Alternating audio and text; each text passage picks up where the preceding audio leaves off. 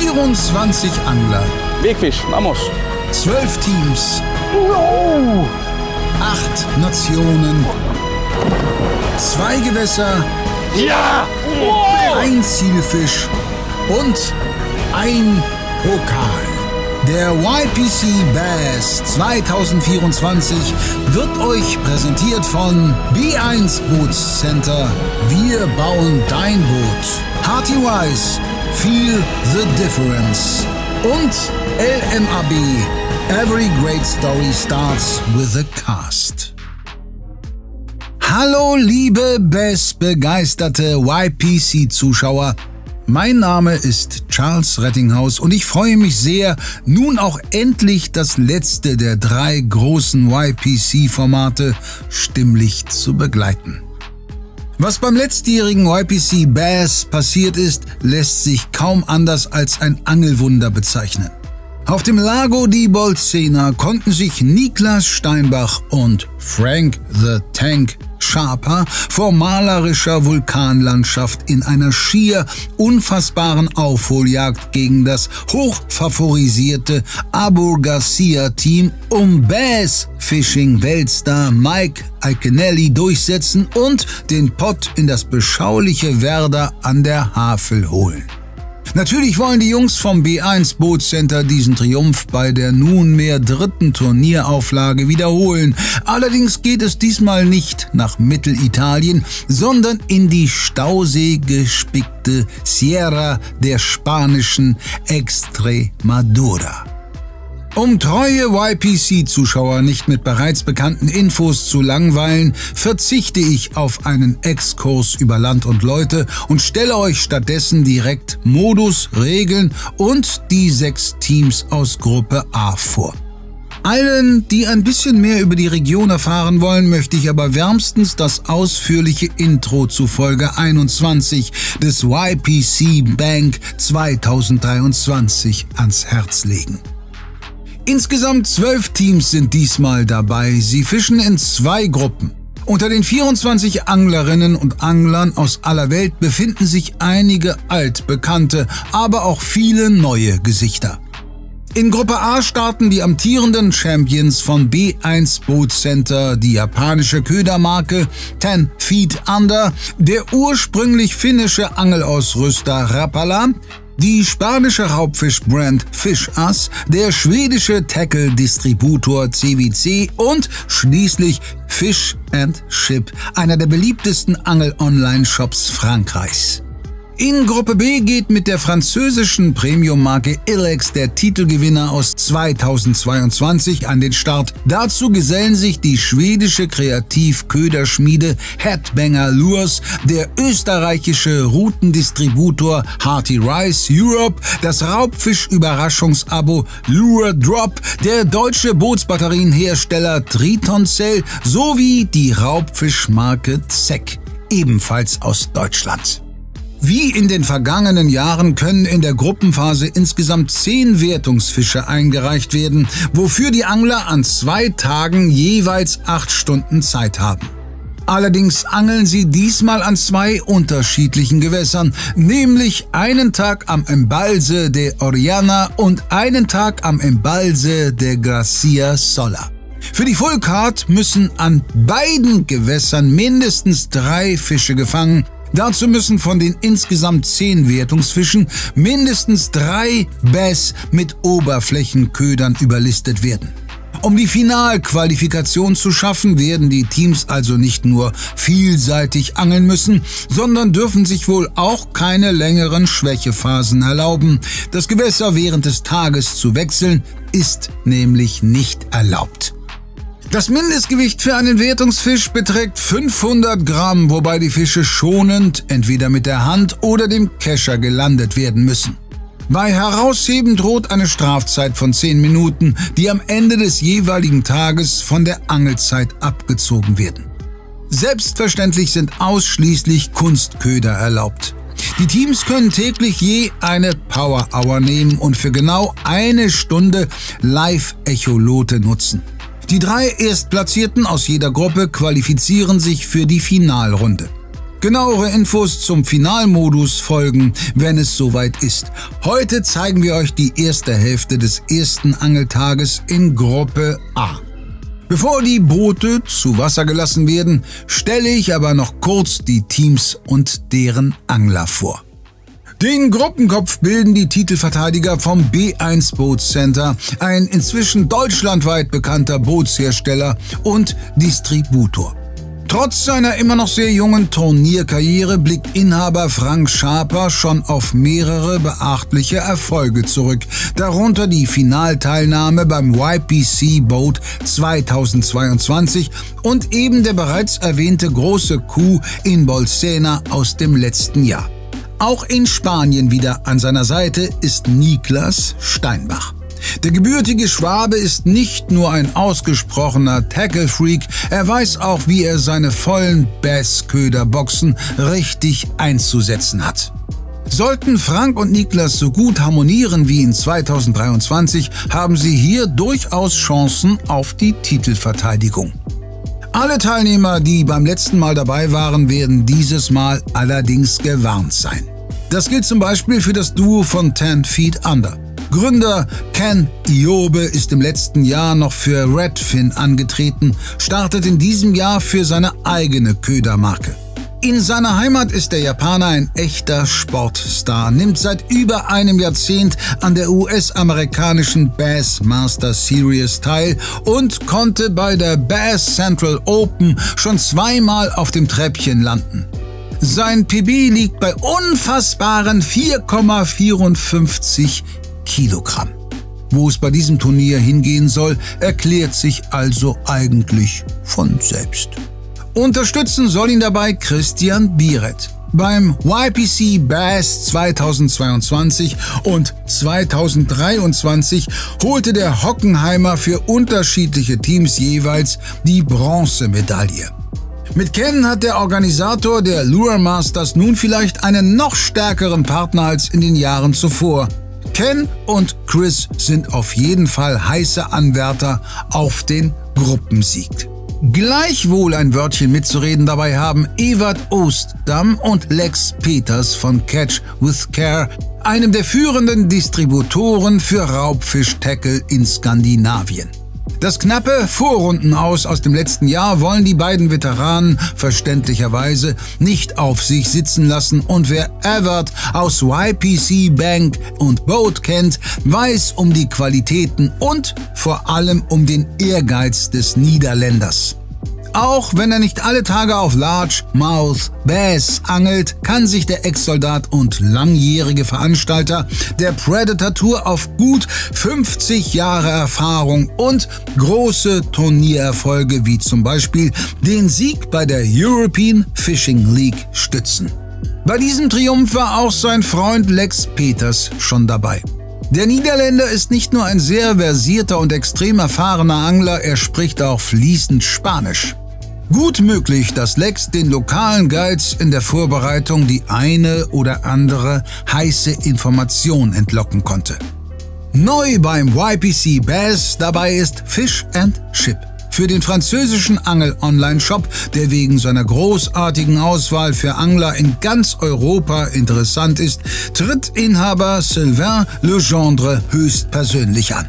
Der zweifache YPC-Bank-Teilnehmer wurde mehrfach französischer Raubfischmeister und gilt nicht zuletzt deshalb als einer der besten Angler Frankreichs. Sylvain, der ein Haus und ein Boot in Extremadura besitzt, kennt die Gewässer darüber hinaus sehr gut. Mit ihm zusammen fischt die erste weibliche YPC-Bass-Teilnehmerin überhaupt. Melanie Maisel managt die mediale Kommunikation des Online-Shops, ist technisch hoch veranlagt, fischt sehr gerne auf Bass und hat zumindest etwas Turniererfahrung vorzuweisen. Alles in allem sollte man dieses starke Gespann auf jeden Fall auf dem Zettel haben. Neben einem deutschen, einem niederländischen und einem französischen haben wir auch noch ein spanisches Doppel, das für die spanische Brand Fish Us ins Rennen geht. César Valladares ist einer der kreativen Köpfe in der 1999 gegründeten Tackle-Schmiede. Allerdings versteht der Katalane nicht nur grafisches Design, sondern weiß auch in der Praxis mit Angelködern umzugehen. Und obwohl er bisher keine Turniere geangelt hat, beweist seine Bestleistung, dass er auch richtig große Exemplare zu handeln weiß. Abgesehen von Ken hat in dieser Gruppe nur sein Teampartner einen noch stärkeren PB auf dem Konto. Jonathan Ballero kommt ebenfalls aus Barcelona, konnte bereits die katalanische Bass-Bootsmeisterschaft gewinnen und beim Ufer-Pendant die individuelle Auszeichnung für den größten Fisch des Turniers abräumen. Sollten Jonathan und César hier als Team gut funktionieren und ihre Bass-Erfahrung in Zahlen ummünzen, ist auf jeden Fall mit ihnen zu rechnen. Komplettiert wird diese Gruppe durch die finnische Traditionsbrand Rapala, die ebenfalls auf ein mediterranes Duo setzt. Vincent Lopez stammt von der französischen Südküste, genauer gesagt aus Montpellier. Der Bauingenieur mit spanischen Wurzeln ist noch keine 30, hat aber bereits Fische auf dem Konto, die andere im ganzen Leben nicht fangen. Bisher fehlt es ihm zwar an Turniererfahrung, das allerdings macht sein Partner mehr als wett. Manuel Martín Fernández kommt aus Caceres, also mitten aus der Extremadura, kennt die großen Stauseen dort besser als die allermeisten anderen Teilnehmer und hat in 22 Turnierjahren schon einige große Erfolge erzielt. Allen voran den Sieg bei der Open de Lucio Fanatic Pesca gegen rund 300 Konkurrenten.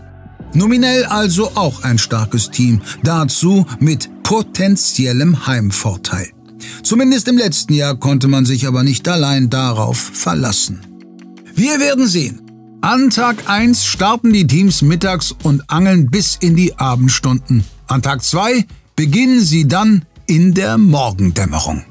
Jetzt reicht es aber auch fürs Erste an Infos. Es wird Zeit, endlich aufs Wasser zu kommen. Los geht's!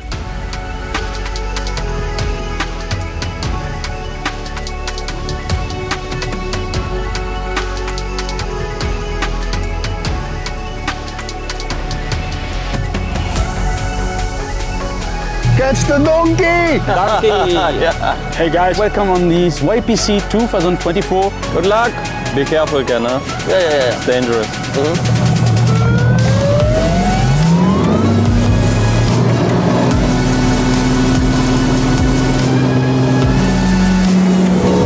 Game time.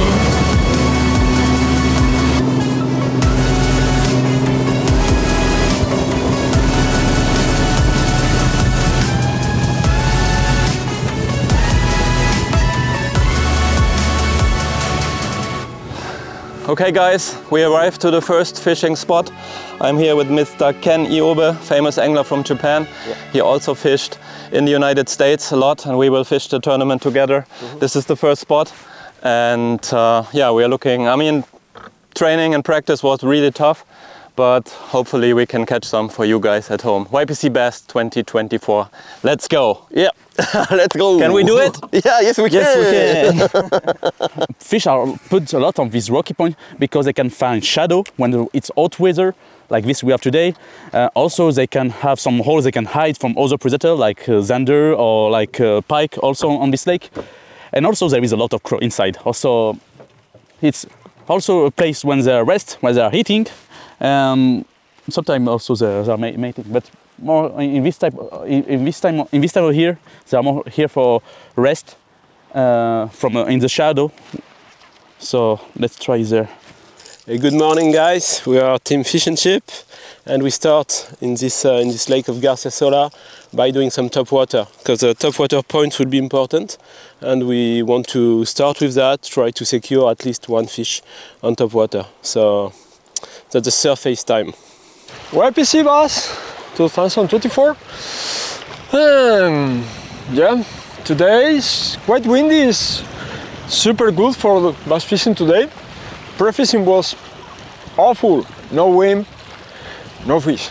But we will try to fish a bit of finesse fishing on the drop shot now and with a squid jig and crawl. Let's see but today seems good. Basically, we're fishing a bit slow in the morning. Let's go, let's try. Come on, let's rock it.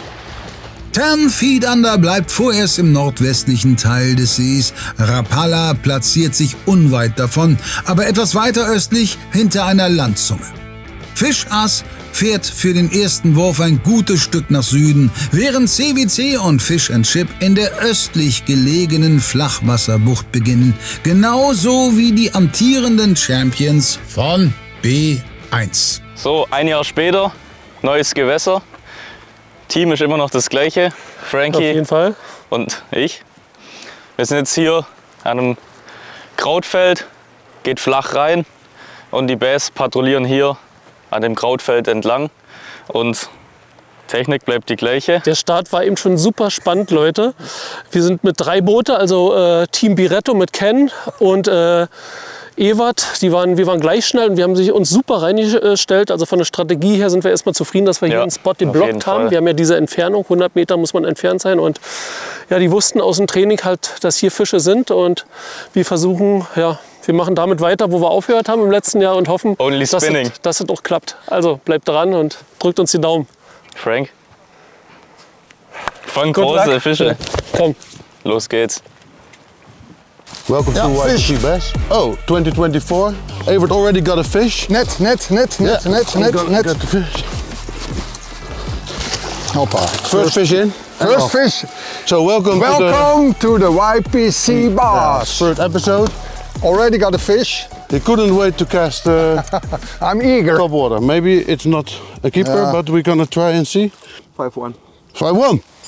Yes! We got the first fish within 10 seconds. In the first cast. Gonna gentle release it, guys. On the Cranky X, Strike Pro Cranky X, first cast, first fish. If that won't bring us luck, Drukus die Duimen. You can keep fishing, Evert, because Cranky X works.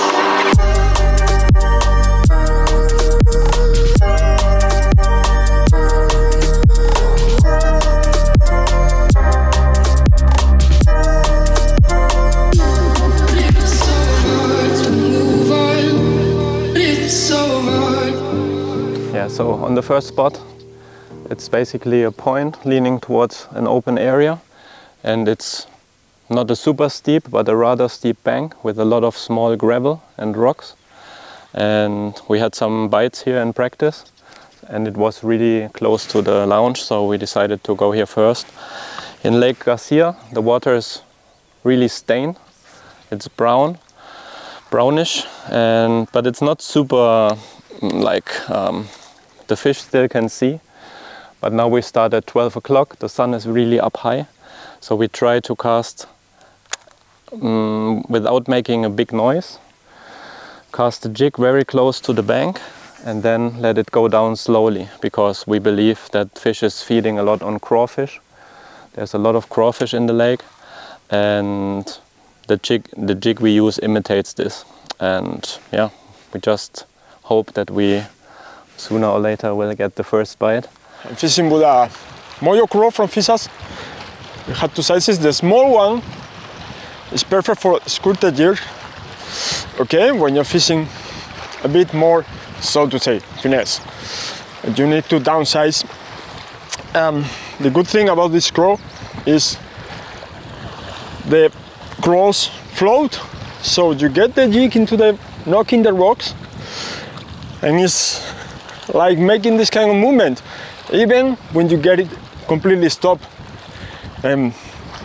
For me, it's the moment the bass is bang, bite it, because of the movement of the crows. Works really good. Compra fishing I got a really nice one. So let's see now. Just if you take a look at the island, that's really shallow. We catch them always close to the rocks. That's why Lex will fish topwater, so we can catch on the rocks, so to say. And I will fish with the crankbait just on the slope. Cranky X goes around 3 meters. And then I will search on the edges and Lex will cast on the rocks. So we have 2 lures in the water with a different water column. and try to catch them as soon as possible. Well, that's our plan. Die müssen sich erstmal wieder beruhigen, die Fische wahrscheinlich. Also wir waren auch, bevor der Start war, schon mal hier und haben geguckt, ob hier jemand ist.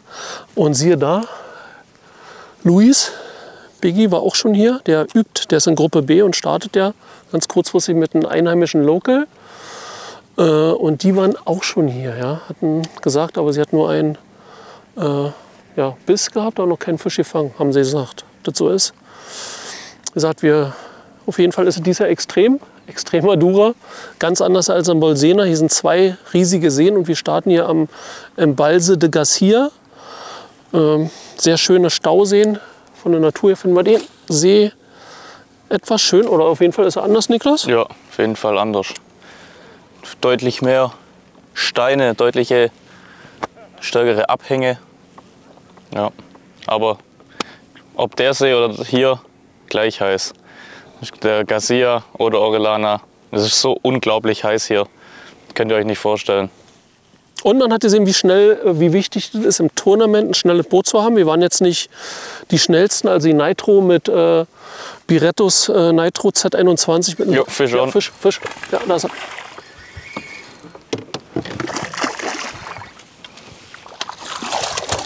Ja, Nummer 1. First Keeper. Ey. Okay, der hat auf jeden Fall Maß und da ist er schon. Niklas, wieder mal in Feier.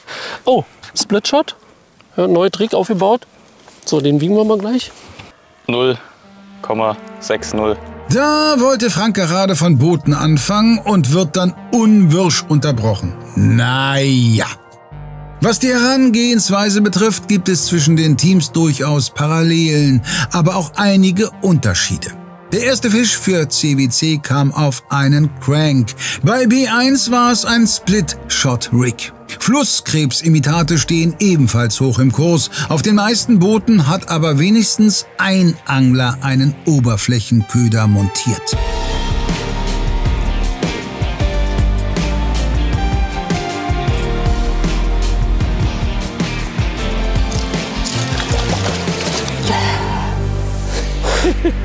First one, top water. That's a good fish. Caught on a popper. Got this one on a rattling pop, salmo. It's a good fish, not bad. Probably over 1 kilo. 127, okay? 127, yes. Beautiful fish. Bye bye. Well, that's a good start. That's exactly what we were expecting. Get a 1 kilo plus fish on top water is just awesome. Super start. Es fängt doch ganz gut an hier. Sylvain und Melanie füllen einen wichtigen Topwater-Slot mit dem ersten besseren Bass des Tages. Starker Start für die beiden Franzosen. Bei B1 gibt Niklas seinem Erfolgsrig noch etwas mehr Feinschliff. Für Splitshot, kleine Quetschbleie.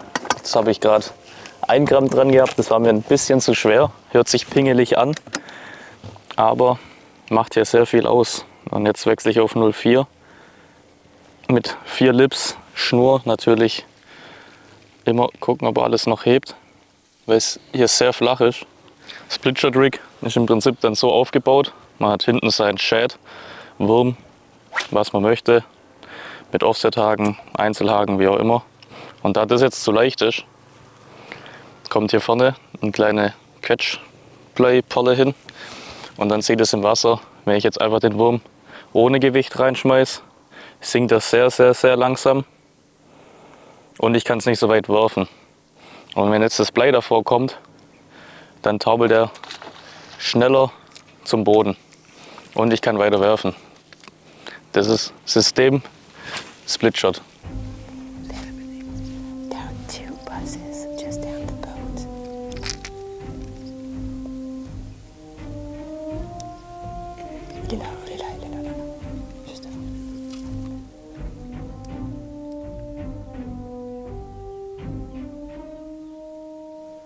So we can't touch anything, no engine, nothing. They are so close to the boat. They are 2 good fish, very close, but they want to see us. So normally they don't take it, but well, you have to try. Make low profile and try to be as discreet as possible. But that's not for this time, not those ones. So we have always a rod ready with weightless, I mean a wacky rig. So when you spot one, you can catch something very light that sinks very slowly. So that's the tactics. We fish topwater for those bloody topwater points, but we always have a wacky rig ready to try to catch them. Oh, I had a bite. Yes. I just had a bite. The problem is, you only get one chance. If you don't hook the fish, there's no second chance to catch that fish. That's what we noticed in practice. And also the bites are really not strong. So yeah, that was definitely a bite, and I think it was a bass. We will move to the next spot now. We fished like 150 meters here. Got 2 small bites, and now it's time to move. So we will try many different spots today and change to find out what is working and what not. So let's see. We are looking for the fish in 2 meters and 2.5 meters. They are going up for the yerbite and for the crankbait. We fish with the Sarura dip. It's a long bill yerbite, and with the DT series in 10 feet or 14 feet. Oh, yeah.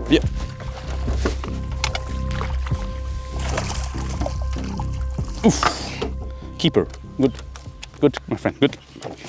This is one of the keeper we are looking for. I don't know if everybody can go for numbers, because fishing is tough, so this kind of fish, we have to take it. It will count, and after we will take better. 0, 5, 1. First one of the competition. Go home, baby. Go find your mother. Our plan is to fish a lot of spots, fish quick. If we have no bite, we move to another spot, because we are looking for active fish.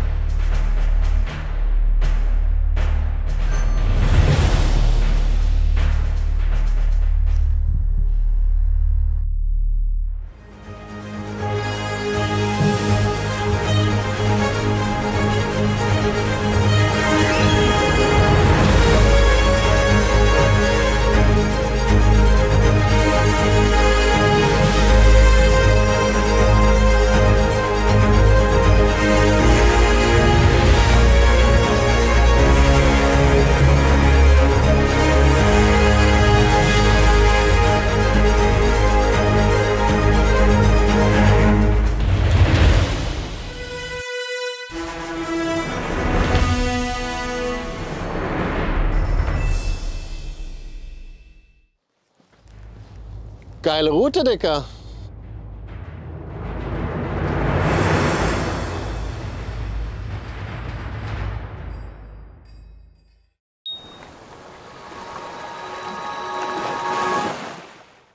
No one here, no bass. Yeah, also what we're doing is I go in the bottom and Jonathan is going a bit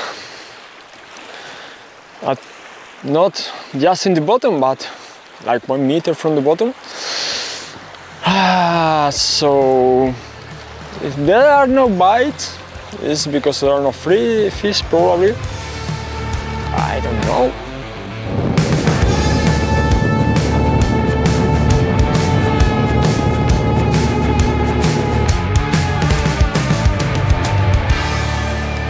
Genau da. Stopp und kurbeln, jetzt und langsam. Bitte. Frank hat jetzt gerade einen Fisch gesehen und hat ihn angeschmissen.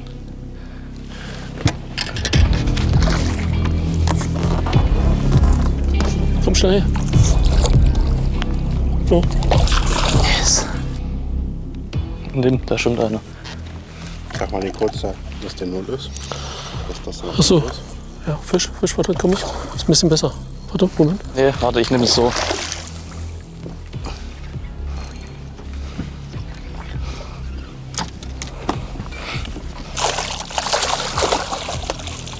So, doppelt. Der ist schon wieder ein bisschen größer. Keeper. 0.51. 0.51. Gleich ab. Frank angel weiter. Ja, okay. Der nächste schöne kleine Bass von Extremadura. Waage 00. 5,9, 590 Gramm. Der dritte Fisch für uns. Und jetzt lassen wir schwimmen, den kleinen.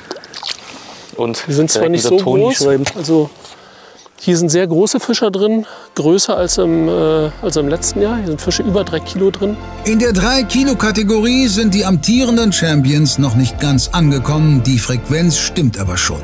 Bei CWC hingegen ist nach dem ersten Wurf nichts mehr passiert. Zeit für einen kleinen Spotwechsel.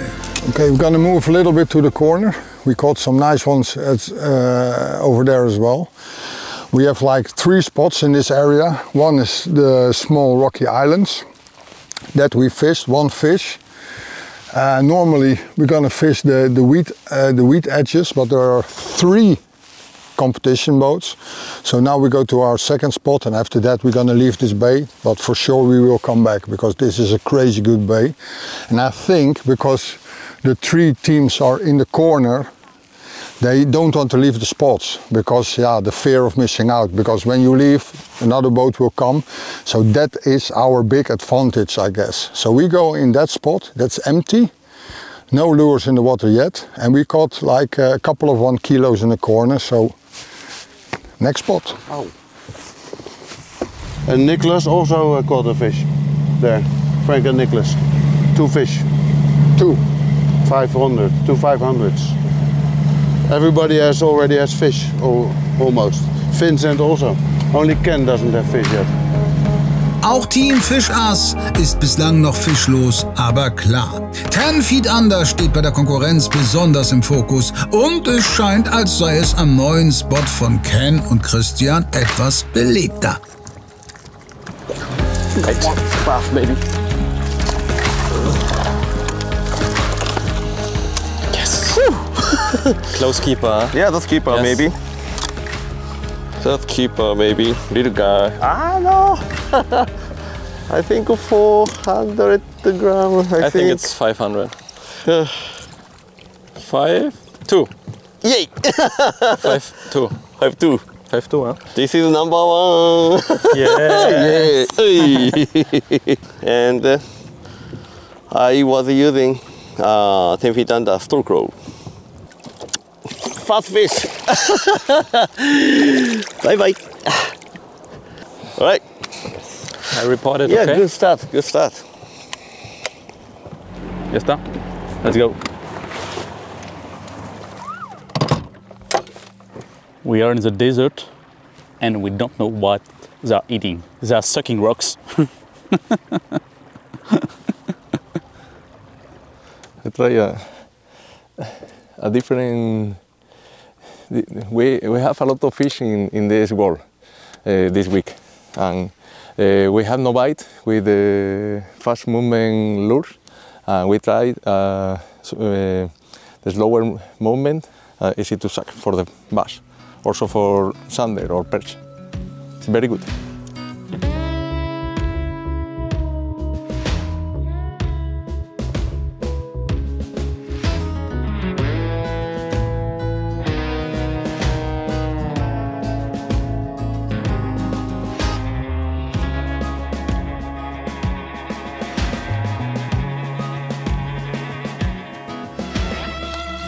Fisch, Fisch. Ja. Komm, super. Ganz leise, Frank. Fisch Nummer 4, es läuft.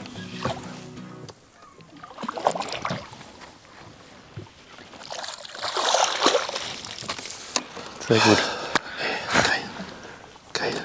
Es sind keine großen, aber unser Plan ist erstmal die Karte voll zu machen.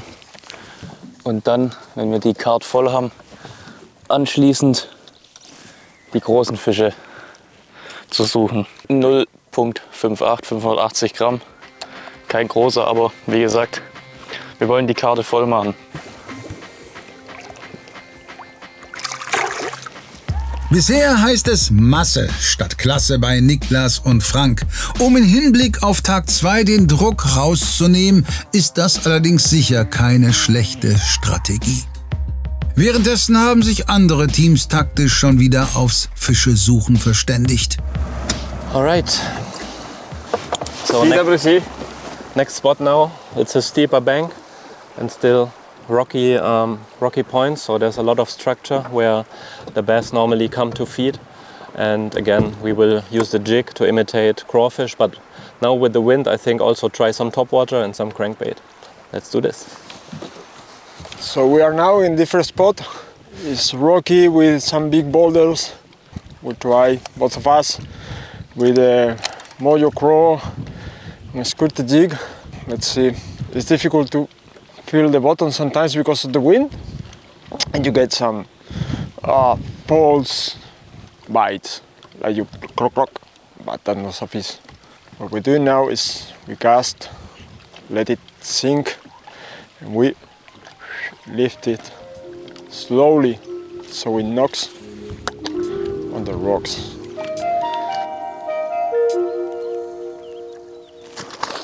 Oi, oi, oi, fish. Yeah. Net.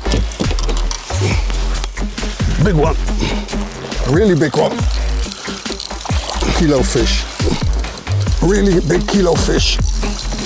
Net it, net it, net it. Yes. Yes. Yes. Yes, man. Ooh, that's a big one. This is a biggie. big. It's a biggie. It's a donkey. What a splash. Look at this fish. Don't lose it. This is really a big one. 196, Evert. Oh, my personal best. Look at this fish.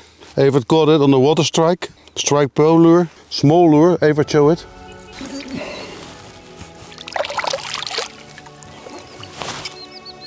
Lexi.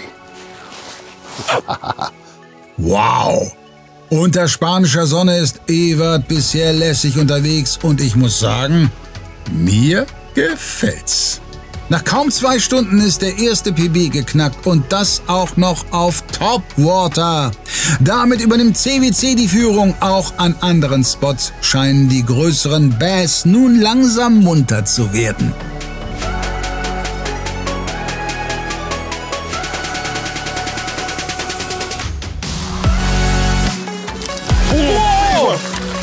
Big one.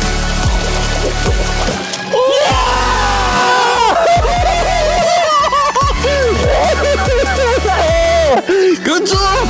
Oh, yeah! Nice! Yeah!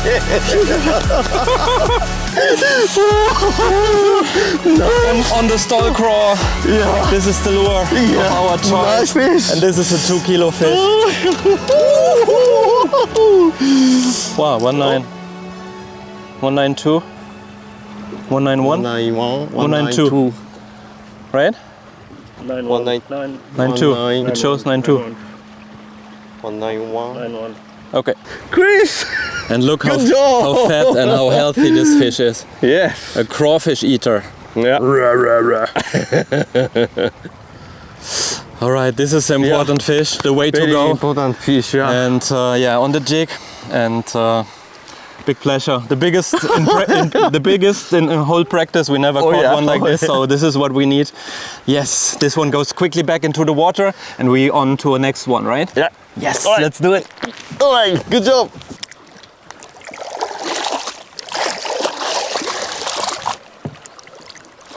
Let it rain!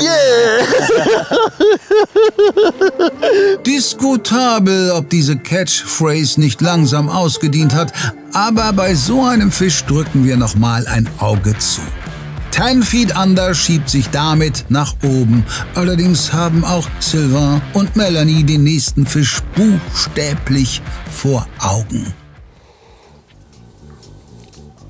Lui, laisse tomber. Attends, il tourne.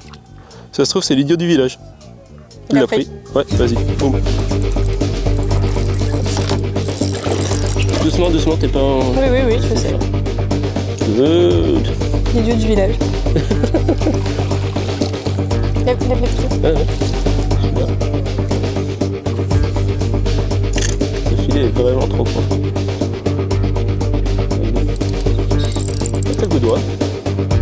Good job. C'est powerful. Hop. Good job. So funny. We said, I mean, we are pretty sure he saw us, but we said maybe the idiot of the village. That's a French expression. So, and it seems it was. Cool, good job. Nice. Really close to the boat. Really, really. Under the I tip. didn't cast. No, under the tip. I just put the worm. That's crazy, they can be so difficult sometimes and so silly some other times. 40? 1.14.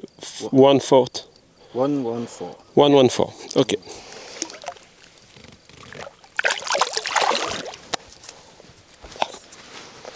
Cool. We looking for spots that have breaks on the shore, like Rocky Point, ramps, changing the shore, and a lot of fish are just here because they are liking this changing. It's when like this shore here we are only small rockies and a lot of sand. Yes, it's working, but better if you find a structure that's different, that all the bait fish have to move to avoid this. It's spots that bass are waiting for because all the food is going to pass for this way. So that's what we are doing now.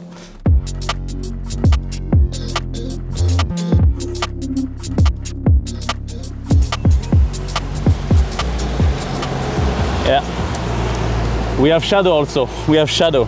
That's good. Trees are making a lot of shadow also for bass. At this place, the fish can rest, but with a little movement, they can go for it because in this lake, the main forage is a blake. It's a little fish. It's very common in Europe, and now it's so common here in Extremadura. And they eat for blake and also for crow. And the rocky areas are very good to rest at the shadows, and with a little movement, the bass, thunder and pike can go for the eating. For crow in the rocks or for blake, they are moved in the current of the main lake.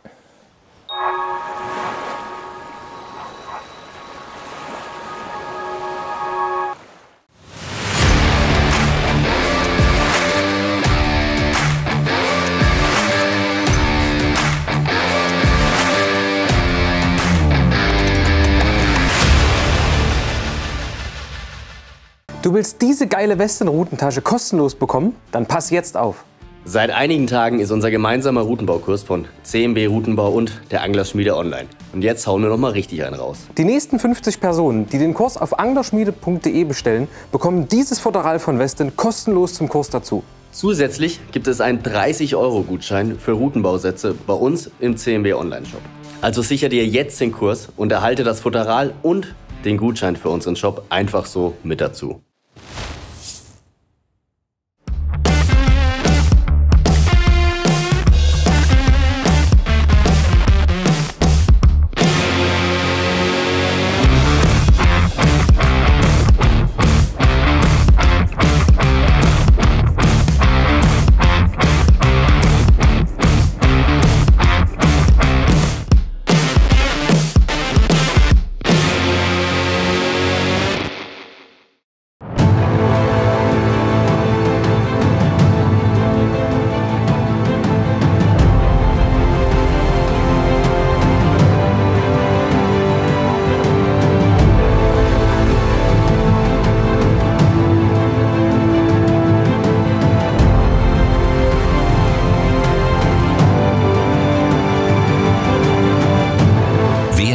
Dein Boot. B1 Bootsmanufaktur.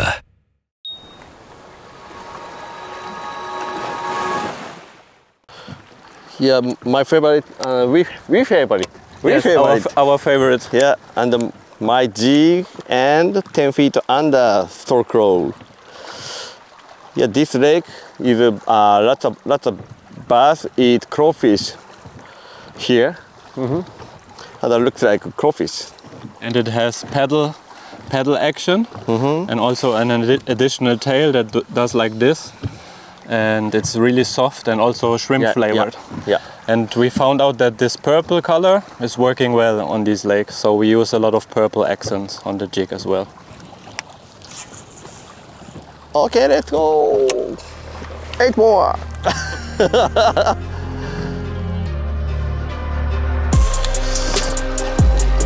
Maybe 400, maybe? Yeah. Don't keep but maybe check. You take it? Yeah, 5 gram. Yeah. 500 gram, I think. 5.7. 5.7. 5.7, yeah. Hey, number 3. Thank you. Thank you, Garcia. Thank you, Garcia. Thank you, Ken. Thank you, darling. Thank you, honey. Thank you, España.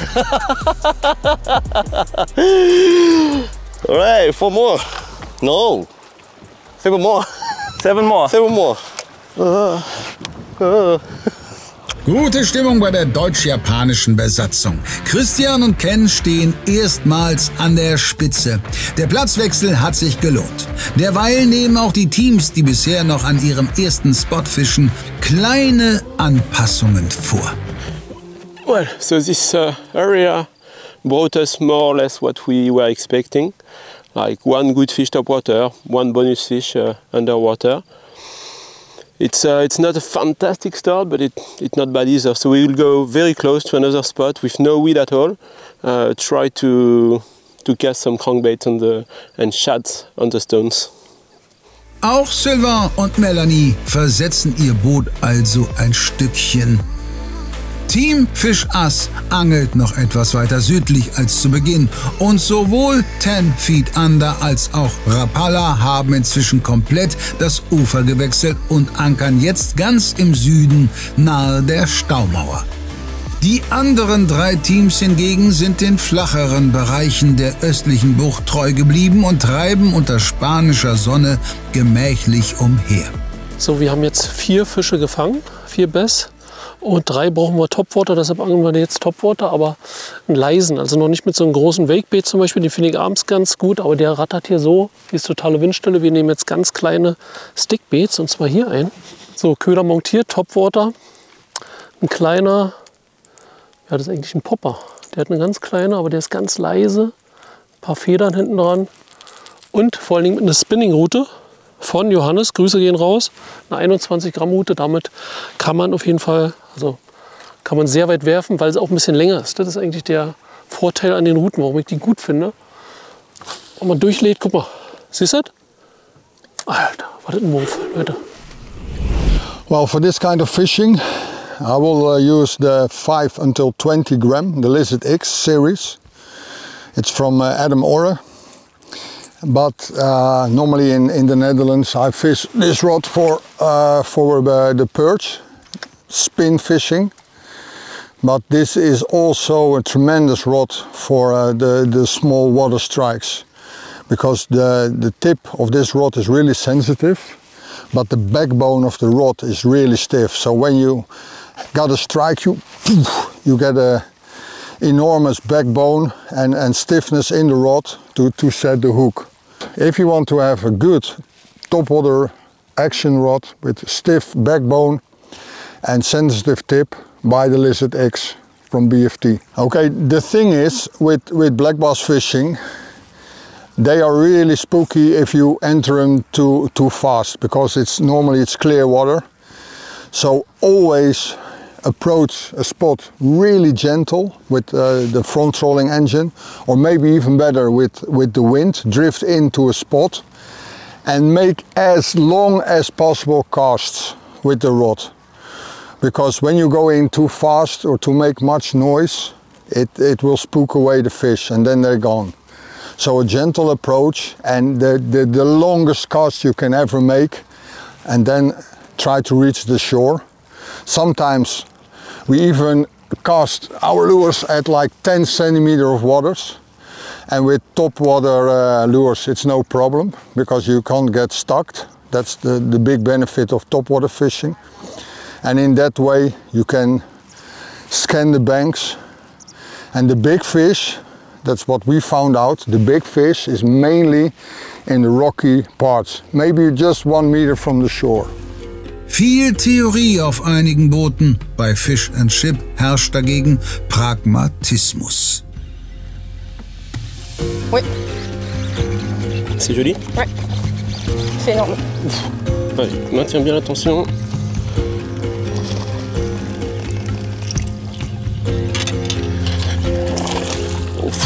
Là, elle était périlleuse. Qu'est-ce qui me fait chier ce truc là? Boom! Good. This one on the crankbait. Awesome. Okay, it's a 1.4, 1.5 I would say. That's 1.16. 1.16.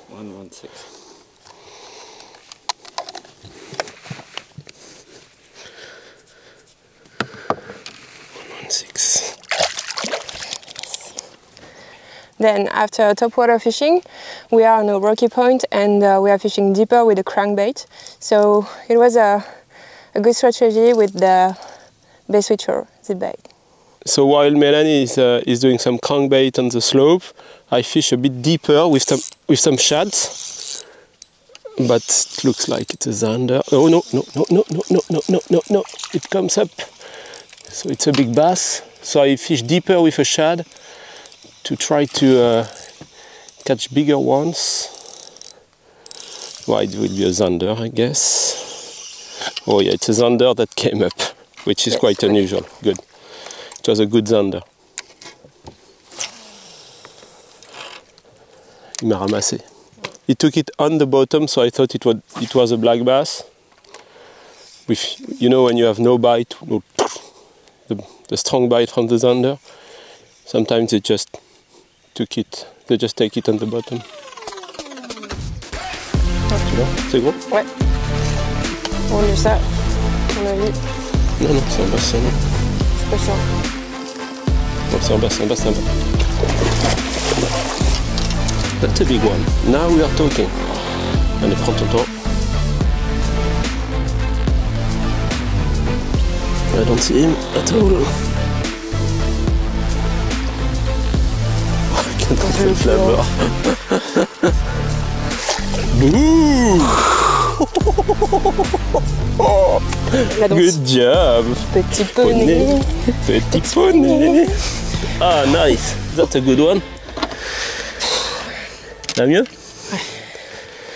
Ah, this one is just a blessing. Boom! Now we are talking. That's a 2 kilo. Definitely a 2 kilo one. Pouh, 2 kg 150, c'est bon ça. 215. Tcha! Good job, Mama. You won't be fired today. No, not today.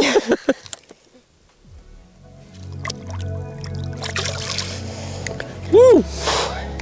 Arbeitsplatz vorerst gesichert und das mit ziemlich starken Drill-Skills. Damit haben Melanie und Sylvain jetzt schon 4 Wertungsfische, die sich auch auf der Abschlusstabelle sehen lassen könnten. Eine sehr beeindruckende Vorstellung bisher.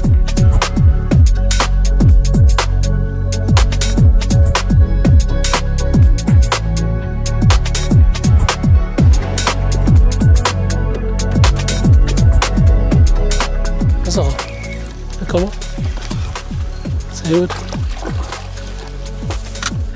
Ja, ist auch zu klein. Oh, da ist ein besserer dabei. Ja. Ja.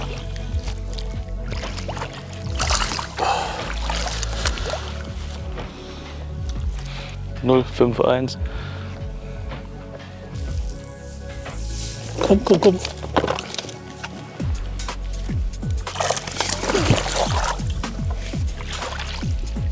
Weg.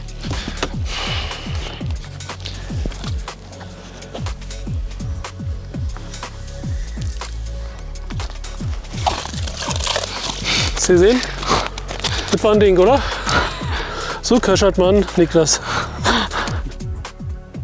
0,53, 530 Gramm. Lassen wir den Kleinen wieder zurück.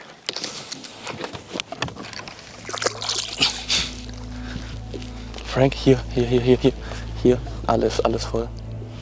Siehst du sie? Da hinten, der ist der größte.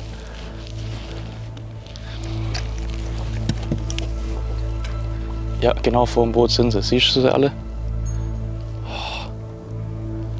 Ja.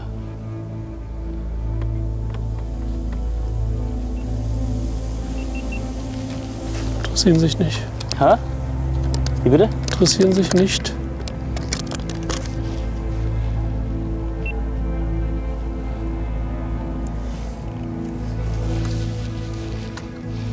Ja.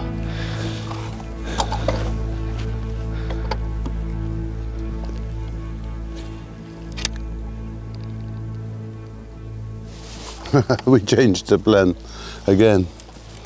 First try these small bays here. You never know what happens. I missed one, exactly at the same time. Yes!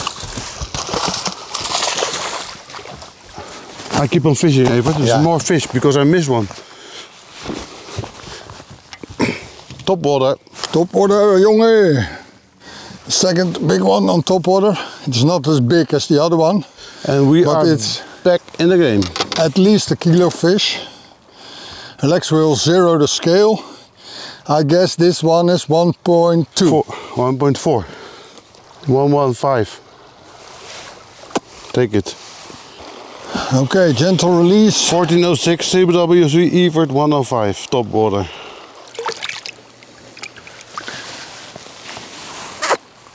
Maybe some of you guys wonder why we are so close to the bank. It's basically just 6-7 meters.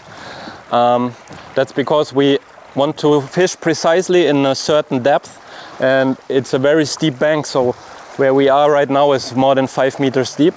So we are much more efficient and quickly when we take short casts and stay in exactly the range where we think the fish is at the moment, which is between 1.5 to 3 meters.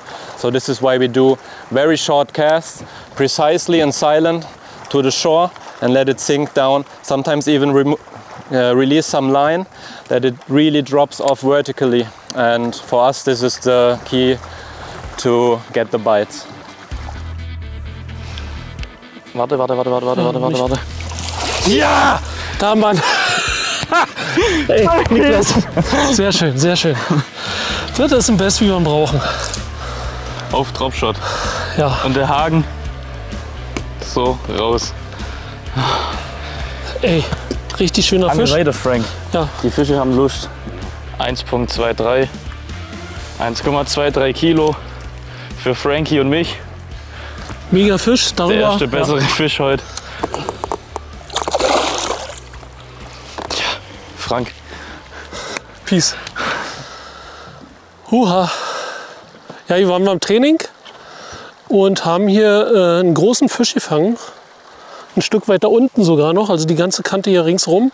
Und hier angeln wir mit Dropshot und Krebse. Hier gibt es ganz viele Krebse drin in den Seen. So ein Hauptnahrungs... wahrscheinlich von den Bass. Und Dropshot war auf jeden Fall unser Thema und hat ja jetzt eben wieder geklappt. Ich hoffe, das geht so weiter. Das erste bessere Exemplar und damit haben Frank und Niklas die maximale Fischanzahl für Tag 1 schon vor der Halbzeit im Sack. Viel Zeit für Upgrades also und vielleicht nehmen die beiden jetzt auch die Topwater Bass stärker ins Visier. Melanie und Sylvain wiederum haben das Boot versetzt und probieren es finessig eine Etage tiefer. So now we switch to the main arm of the River Guadiana, and we are targeting rocky points, so that will be slower techniques, like I'm using a Ned rig and Melanie is using a drop shot, because potentially the fish can be pretty deep. So we try to fish between 1 and let's say 8-9 meters with drop shot and Ned rig. Now the problem is we stopped and comes the most difficult hour of the day because it's really hot and no wind. Yeah, there's a bit of wind, but and they get into their hideout shadows, big rocks. I'm probably not really active. I had to fish again really slow. So yeah, maybe they are there and not biting. Maybe they get feeding again in 1 hour or so. But yeah, it's getting really hard today.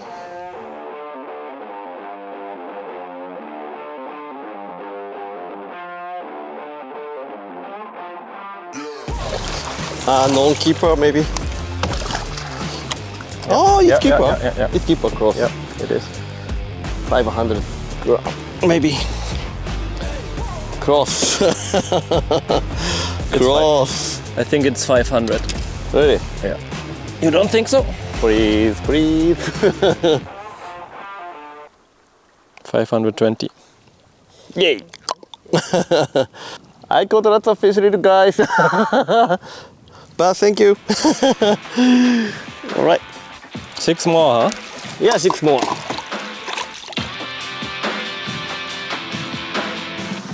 Yeah. Another one. This is a bigger one, Lex. This is not cool anymore. No, it's cool for me. I'm gonna resign from this team. This is a point fish, Lex. You ready? Yeah. Yes! It is. Yes! Oh, and lost. And off. The third topwater. Yeah. This one is approved. You don't know yet. Yeah. It can be sure. Extra light, eh? Like Coke Light. No, this is Coke approved. Third topwater fish. It's like 800 grams, but even though I'm happy with it. Zeroed. Yeah.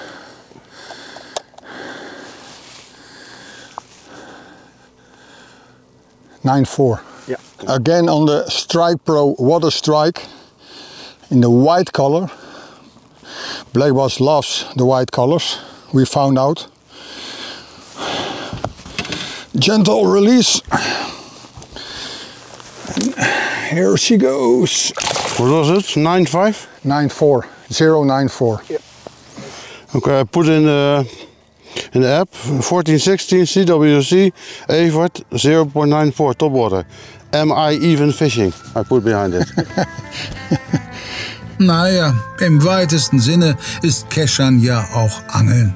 Mit diesem Fisch gehen wir in die Halbzeitpause.